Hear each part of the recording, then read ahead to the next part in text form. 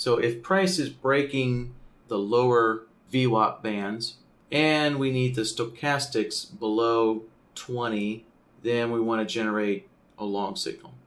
And for a short signal, we're looking for price to break the upper VWAP band, in this case the second upper VWAP band, and then we're also looking for the stochastics to go above 80.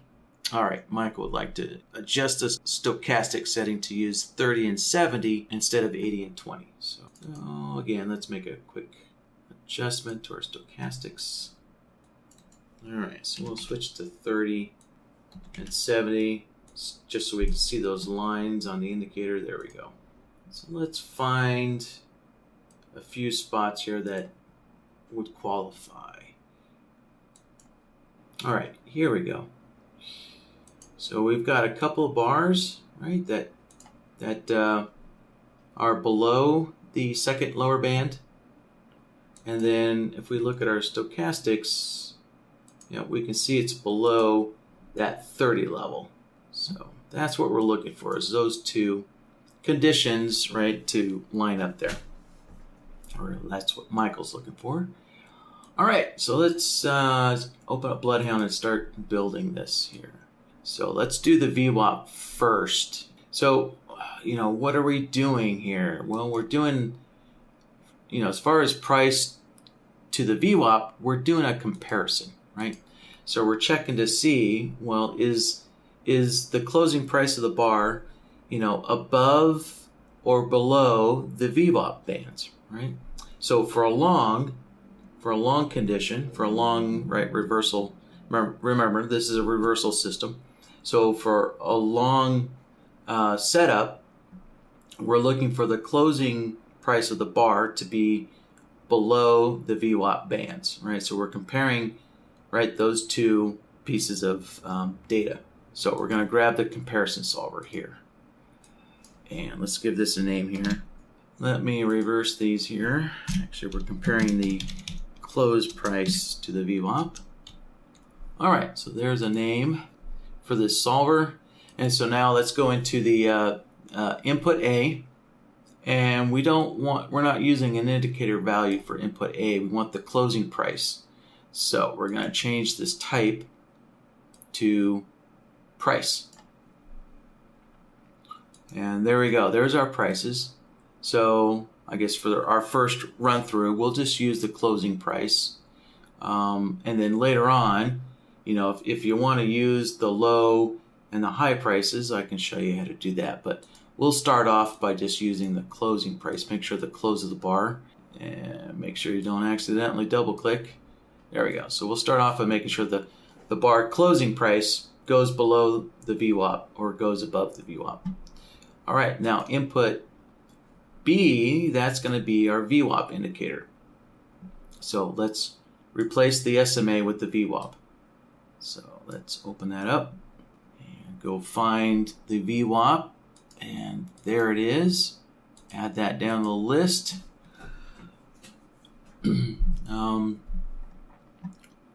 And as far as the VWAP goes, let's see, there are a few settings that you may need to adjust, right? So in this example, we're using the second band here, right? So the multiplier, so that second band multiplier, if you change it, make sure you change the setting in BloodHound as well, right? So, but for my example here, for this example, I'm just going to use the default multipliers here. But do change them. If you change them on the chart, make sure you change them in BloodHound as well. So they need to match up. Let's see. Oh yeah, also the trading hours. Yeah, actually that would be a critical setting as well, right? So I guess the simple answer is just make sure all these settings match the indicator settings on the chart, right? Okay, then the last step is to select our plots. So all right, so here's the standard deviation 2 bands. So for a long, we're using the lower band, right? If price goes below the lower band, we're using that to generate a long signal. And then if price goes above the upper band, we're using that to generate a short condition, right? A short setup. So there we go. There's our plots selected. We can click OK. And the last thing to do is our outputs. So because this is a reversal system, the outputs have to be reversed, right? So the standard settings for solver outputs are for looking at indicators going with the trend. So if you're building a counter trend system, typically you will need to reverse the outputs here. All right, so for the long, let's turn the upper ones off and turn the lower one on there. And we're going to do the same thing for the shorts. Right? And I'd say about 99% of the time, if you reverse the long output, then you also need to reverse the short output.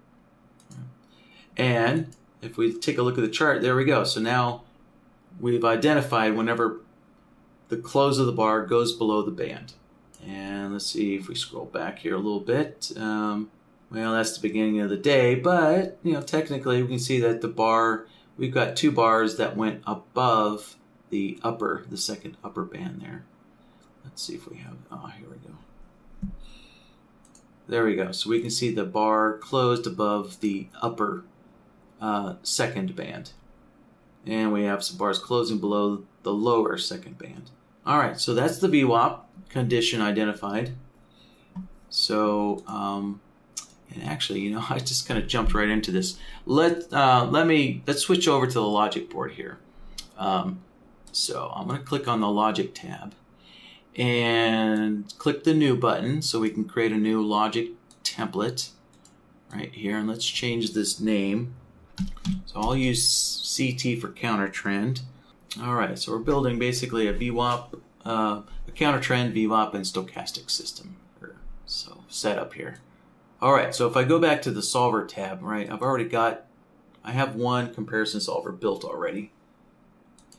So I need to put that on my logic board. So I'm going to go to solver nodes, existing nodes, and there is that comparison solver that I just built. So let's click on that, and there we go. It gets placed on the board. And if I connect that up, there, we can see the results again. All right, so now next, let's do the stochastic condition here, right? So again, if the stochastic goes below 30, then that is a long setup, right? Remember, this is counter trend. And so if the stochastic goes above 70, then we want to generate a short output as part of that counter trend. So let's grab a new solver here, and we want the threshold solver. All right, so think of the 30 and 70 level. Those are threshold levels, right? We're looking for the stochastic to go below that 30 threshold level or above the 70 threshold level. Let's connect this up and let's give this a name. All right, so we're looking for the stochastic, right, 30 and 70 levels. All right, next step, let's plug our stochastics indicator in here. Let's select that. So we'll scroll down the list. There's our stochastics. Right. And remember to adjust your stochastic indicator settings, right? If you're not using the default settings, make sure you change the settings up here. And then also make sure you select, whatever stochastic plot that you're using, right? Because the stochastic has two plots. All right, so I'm just using the default settings, and I'm using the D plot here. So everything's good to go. We'll just click OK. All right, so we have the stochastic set in there. Let's open this up a little bit. The next step is to get our threshold levels going in here. So what we're going to do is you always start from the greatest value and work your way down. So what that means is we're going to put 70 in A, and then put 30 down here in E, and then we need to fill in these middle ones, right? Because 0 is less than 30, so you can't leave zeros in there if E is greater than 0. So we'll have to fill these in. So, and the way most people, like to build systems, they kind of like a nice clean digital look instead of BloodHound's fuzzy logic look. So for the stochastics, if we put 70 in there twice and put 30 in there twice, it gives us a clean, simple kind of digital output look here. And again, remember, we need to do something with C, so we'll just put 50 as a middle value between 70 and 30. And now the outputs. So remember, for a long output, when the stochastic is less than 30, that's when we want to get a long output. So if we take a look, there we go. As soon as that stochastic goes below 30, we're getting a long condition from our solver. And then for the short output, right, if the stochastic goes greater than 70, that's what we're looking for to generate a short output. Right, there we go. Stochastic goes above 70 and goes above 70. So, all right, last thing to do is to join these two solvers together.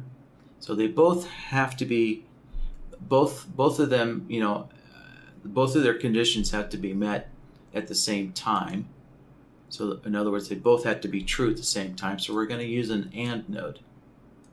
So the AND node makes sure that all solvers basically are true at the same time, or have an output at the same time. And there we go. We can take a look now. All right, so let's go to the beginning of the chart, and we'll just kind of scroll through. All right, there you go. So there's that area that I circled manually to where I knew we would get a signal. All right. And let's scroll down a little bit further. Let's see. Yeah, okay, so there's another one.